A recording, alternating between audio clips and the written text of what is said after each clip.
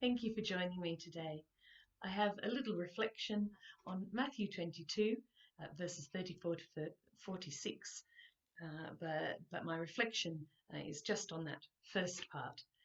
I'm calling this facetiously, How Can I Love My Neighbour When They Aren't Wearing Their Mask Properly? But as you'll hear, actually there is a serious point. I'll read this little passage.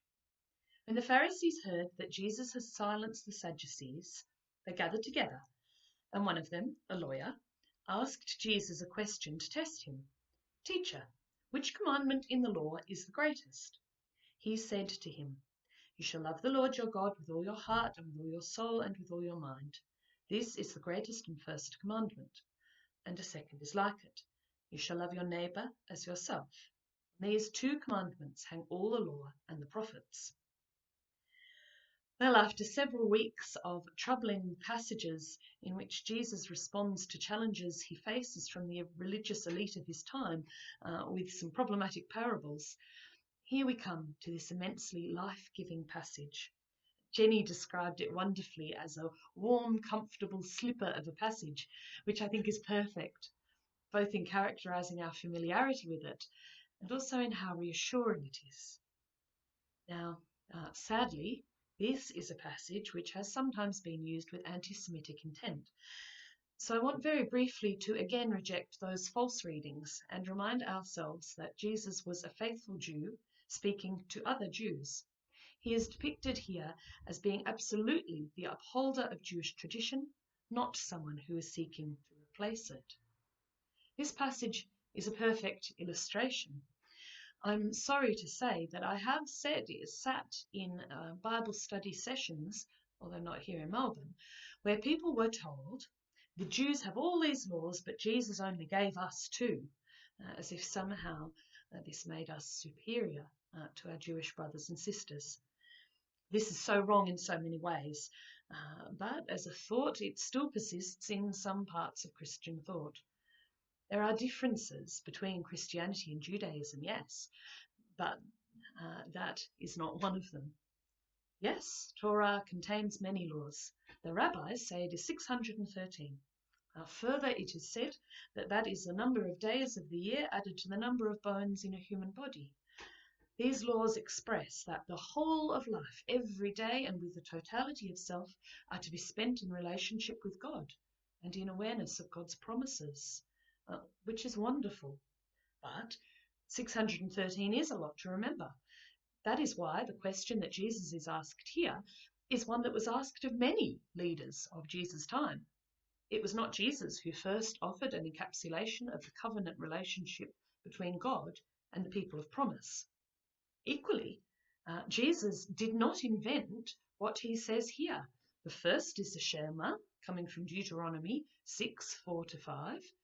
With the second part coming from Leviticus 19:18.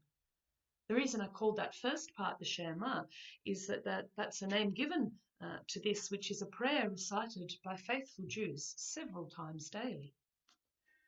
Jesus goes on to affirm that these two summaries are an encapsulation of all the Torah and the Nevi'im, the law and the prophets, not a replacement for them. What Jesus is teaching us here is that there is no love of God except through love of neighbour. We cannot say we love God and then act in ways that are unloving toward our neighbour. A little reminder. The society in which Jesus lived was intensely group-focused. They placed less importance on the self-report of internal emotion and more emphasis on how a person acted and could be seen to act in relation toward others.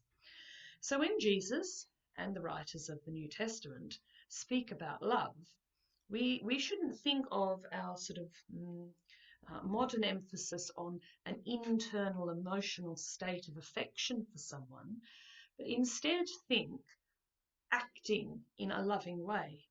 Sure, the internal emotional state often informs the action, but this is a question of emphasis.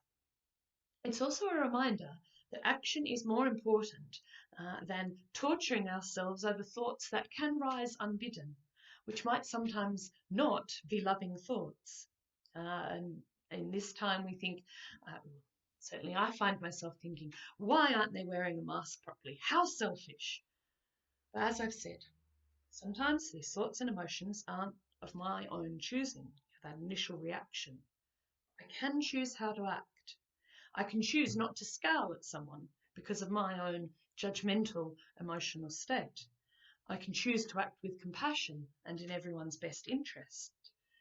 I can choose in conversation with others to reject judgment or unkindness in speaking about people who might not have done the right thing.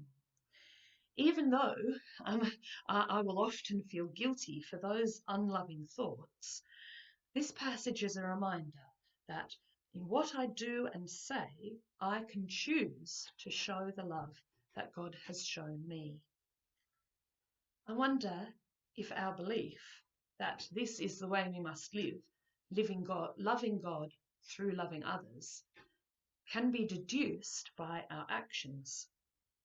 I think on an individual level, perhaps it often can. I know the people reading this or watching online act with compassion every day and seek to choose a more loving way of living. But I also wonder about us as a church.